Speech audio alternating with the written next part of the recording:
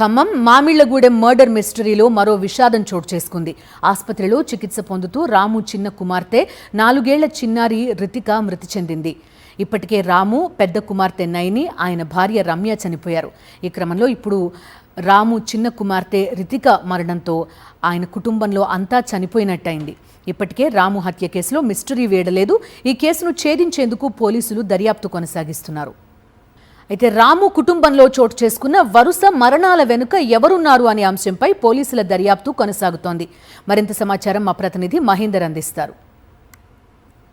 ఖమ్మం నగరంలోని మామిళ్లగూడెంలో సంచలనం రేకెత్తించిన రాము murder mystery ఘటనలో మరో విషాదం చోటు చేసుకుంది. ఆసుపత్రిలో చికిత్స పొందుతూ 3 ఏళ్ల చిన్నారి రితిక నిన్న అర్ధరాత్రి ప్రాణాలు కోల్పోయింది. దీంతో ఈ కుటుంబంలో మొత్తం ఉన్న నలుగురు ప్రాణాలు కోల్పోయారు. మొదట భర్త రాముతో పాటు పెద్ద కూతురు నైని చనిపోయారు. తర్వాత ఆసుపత్రిలో చికిత్స పొందుతూ భార్య రమ్య కూడా ప్రాణాలు కోల్పోయింది. అయితే 3 ఏళ్ల చిన్న పాపకు హెల్త్ పరంగా ఎటువంటి ప్రాణాపాయ స్థితి లేదని వైద్యులు చెప్పినా ప్రధానంగా షాకు, పాప చనిపోవడానికి ప్రధాన కారణం షాకు. అంటే ఆ 3 రోజుల పాటు శవంతో తల్లి పక్కనే ఉండడం వల్ల ఆ షాకు గురవ్వడం వల్లనే ఏదైనా సంబంధించి హెల్త్ భయంతో చనిపోయింది అన్న దానికి సంబంధించి కూడా ఒక వార్తలకు సంబంధించి వినిపిస్తున్నాయి. ఎందుకంటే దాదాపుగా శుక్రవారం జరిగితే శుక్ర శని అది 3 రోజులు కూడా తల్లితో పాటు ఆ పాప కూడా ఇదే ఇంట్లో సంబంధించి పక్కన ఉండడం జరిగింది.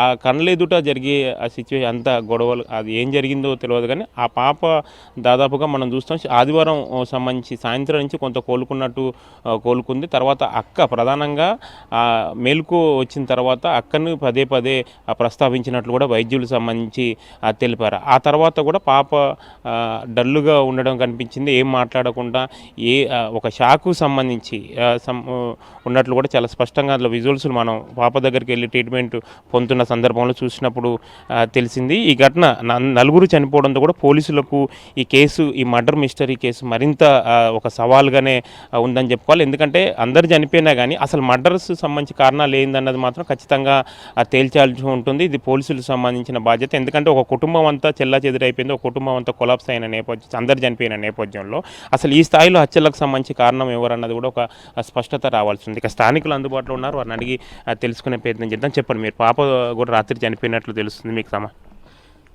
మా ఏరియాలో శుక్రవారం నాడు జరిగినటువంటి మర్డర్ మిస్టరీలో తండ్రి కూతురు అదే రోజు చనిపోయినా మరి భార్య కూడా తెల్లారి చనిపోవడం జరిగింది.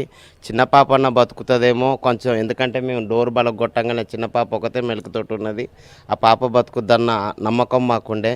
కానీ పాప నిన్న నీలోఫర్ ఆసుపత్రిలో ఇది శ్వాస తీసుకోవడం ఇబ్బంది అయ్యి, ఎందుకంటే 3 రోజులు టెన్షన్గా ఉండి 3 రోజులు అన్నం లేదు పాపకు. శుక్రవారం నాడు కూడా మధ్యాహ్నం ఇంటి పక్కన ఆంటీకి కూడా భయంగా కనపడ్డది. అంటే మధ్యాహ్నం జరిగిన ప్రాంతంలో మధ్యాహ్నం 3ంటికి పాప ఇక్కడ ఇంటి మూల మీదకి వచ్చి పక్కింటి ఆంటీకి భయంగా చూసుకుంటూ కనపడ్డది. అదే భయం ఈ అమ్మాయికి కొంచెం కోలుకున్న తర్వాత కూడా తనతోటి కలిసిమెలిసి పుట్టి పెరిగి తన సొంతం అక్క కళ్ళ మీద కనపడలేకపోయేలకి పాప కూడా కొంచెం మనాది పడ్డట్టు, హాస్పిటల్లో ఉన్న కొంచెం నీరసంగా ఉన్నట్టు వాళ్ళ అక్కని ఇప్పటికో 10 సార్లు అడుగుంటుంది గవర్నమెంట్ హాస్పిటల్లో ట్రీట్మెంట్ సమయంలో అక్క ఎక్కడుందని. ఆ మనాదితోటి పాప కూడా చనిపోవడం విచారకరం. కానీ ఏదేమైనా పోలీసులు త్వరితగతిన ఎంక్వైరీ చేసి ఆ కుటుంబానికి న్యాయం చేయాలని పోలీసులను వేడుకుంటున్నాం. చూడొచ్చు, ఓవరాల్గా అయితే రాము సంబంధించిన కుటుంబం మాత్రం విషాద గాథనే మిగిలిపోయింది. కుటుంబంలో ఏ కారణాలు అయితే అందరూ చనిపోయిన పరిస్థితి ఉంది. ఇప్పటికే కాల్ డేటా, ప్రధానంగా రాము ఫోను కాల్ డేటాతో పాటుగా రమ్య కాల్ డేటాను కూడా ఇప్పటికే పోలీసులు పూర్తి స్థాయిలో ఆ నెంబర్స్ను సంబంధించి ఎవరెవరు మాట్లాడారు ఆ 3 రోజుల పాటు అనేది కూడా పూర్తిగా వివరాలు సేకరించే ప్రయత్నం చేస్తున్నారు. దానికి మాత్రం రాము మర్డర్ మిస్టరీ ఘటనలో ఇంకా పోలీసులు లోతుగా దర్యాప్తు చేస్తే ఈ మర్డర్స్ వెనకాల ఎవరున్నారనేది మాత్రం ఒక స్పష్టత వచ్చే అవకాశాలు ఉన్నాయి. కెమెరా పర్సన్ సతీష్తో మహేందర్, సాక్షి టీవీ, ఖమ్మం.